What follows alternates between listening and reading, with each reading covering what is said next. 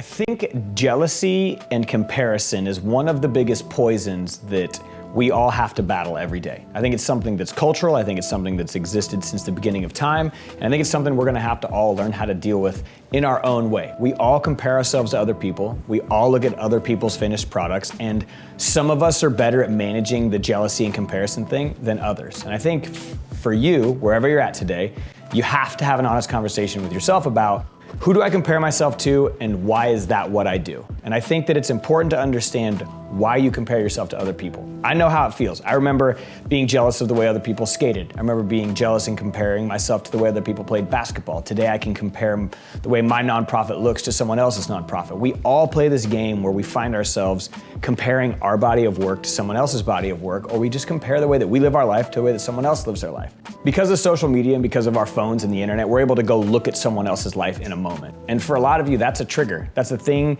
that triggers your brain to be jealous or compare yourself to someone else's life. You can't create a life for yourself while you're busy watching and comparing your life to someone else's. And so for most of us, the things that we compare other people to is on our phones. And I would say that if that's a trigger for you, get rid of it. And the internet, what we're posting online, that's not who we really are. That's just a snapshot of some of our greatest moments. And for those of you that are comparing grades or comparing stats or comparing looks or comparing money or comparing talent, you guys have to understand something.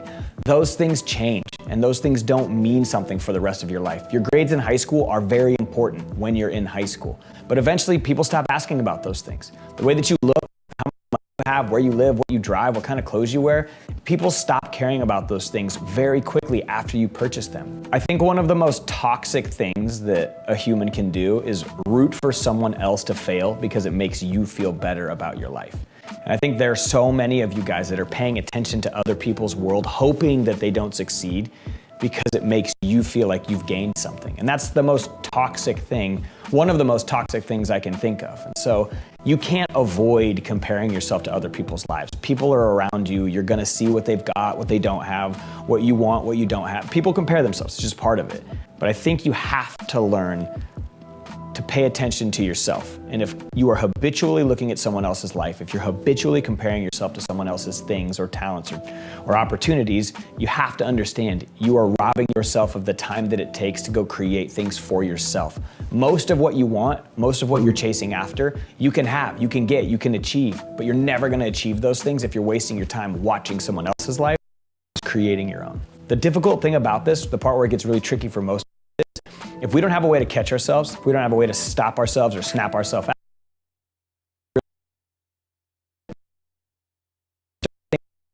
we worth it, and we start to think that our life is worth less than someone else's life. That's one of the things I love most about doing Skate for Change. When I skate around and I'm giving out socks and beanies to the homeless, I don't look at their life like it's worth less than mine. I just look at their life and think that it's more difficult, and they've experienced things that I'm grateful I don't have to experience, but I want to help and I want to offer as much as I can.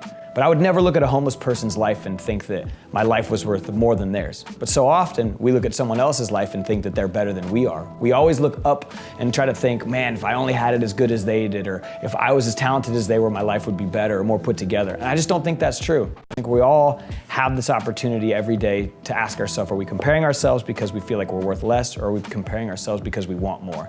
And my hope for you guys is you learn how to have a little bit more gratitude. Learn how to be more thankful for what you've got. There are millions of people around the world who are jealous of the fact that you get to sit in a classroom in the United States and watch a video like this. Your life is already something that a lot of people are jealous or envious of. And so I think one thing all of us need to do is take a minute, ask ourselves, why do we compare ourselves? Why are we so jealous of other people's lives? And if the answer is because you want more things or you wish you had someone else's life, I would ask you, if you had it, would you be happy? If you had everything you were jealous of, would you be where you wanted to be? If you had all the talents in the world or all the money in the world, do you think that would satisfy you as a person? I don't think it would. I think the minute we can truly be grateful for what we've got, we can truly be thankful for who we are and the talents that we've been given, I think that's when we start to live life a lot more full. And I think that's when we start to be a lot more comfortable with who we are. But I think a big thing that a lot of us have to do is stop comparing ourselves to someone else's life and focus on what we can do to make ourselves better.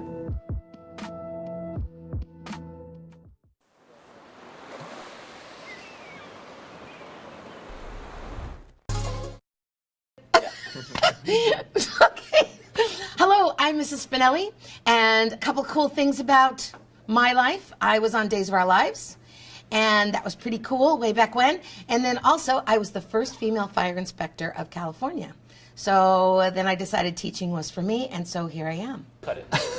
I just started recording. All right. My name is Todd Sotner, and interesting fact about me is that I like to surf, and the farthest place I've ever surfed is New Zealand.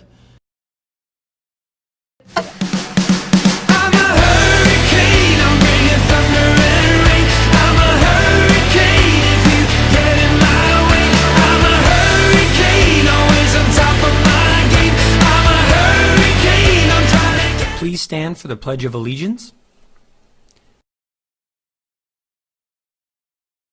Put your right hand over your heart. Ready? Begin. I pledge allegiance to the flag of the United States of America and to the republic for which it stands, one nation, under God, indivisible, with liberty and justice for all. What's up, Jamaica? I'm Dylan Lunan, and this is your instant update. Survivor Got Spirit is this Friday. It is our last Got Spirit day of the school year, so go out all out, Mustangs. The Got Spirit dance is Friday night in the gym from 7:30 to 10 p.m., and it is free for people with ASB and $15 for people without. Bring your ID cards to the door. That's it for me, guys. Have a great rest of your day. Seniors rule! Hi, my name is Mr. Camley, and an interesting fact about myself is that I took a class in college where we got to make stone tools and use them for a week and analyze them. Hi, I'm Ms. Hall. Interesting fact about myself is I've been playing tennis since I was 4 years old. So I've been playing tennis all my life. I also played on the UCI women's team for 3 years as well, and I was their captain. Hi, my name is Mrs. Chin. I'm a math teacher, and I put tacos in my equations. I'm Mr. Peace, and something that I'm doing currently when I'm out of school is I'm trying to lose weight. Mr. Peace is trying to get skinny, get back fit. Neglected myself a little too long, and put on my running shoes, and I'm going for it. So that's my primary focus. Other than that, I just like being a dad, even though my kids are a little bit older. That's my deal. So right on.